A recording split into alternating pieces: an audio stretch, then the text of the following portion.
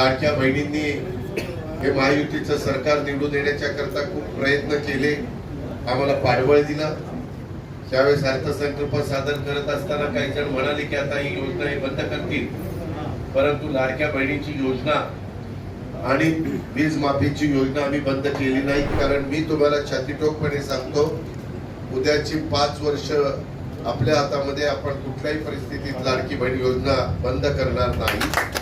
किंवा आमचा शिक्षण विभाग असेल, त्या मूलभूत ज्या गरजा आहेत, म्हणजे मुलगा मुलगी जन्माला आल्यानंतर त्याला चांगल्या प्रकारचं शिक्षण मिळालं पाहिजे, त्यांचं आरोग्य चांगलं असलं पाहिजे, उद्याच्याला ते बाहेर पडल्यानंतर प्रशिक्षित होऊन त्यांना उद्योगामध्ये कुठं ना कुठं रोजगार मिळाला पाहिजे।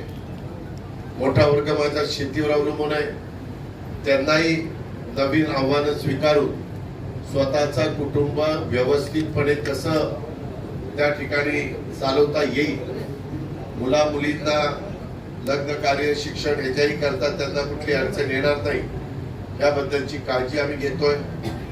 लाडक्या बहिणींनी हे महायुतीचं सरकार निवडून येण्याच्या करता खूप प्रयत्न केले, आम्हाला पाठबळ दिला।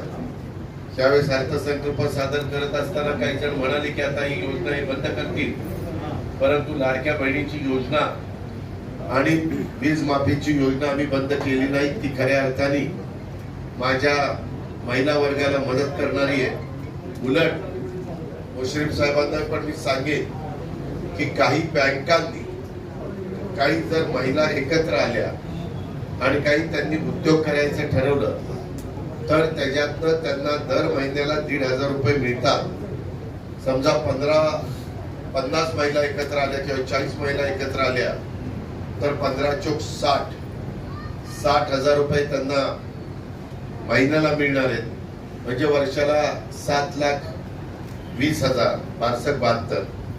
आणि मग त्याच्यात तेवढी परतफेड मुश्रीफ साहेब ते करू शकतात।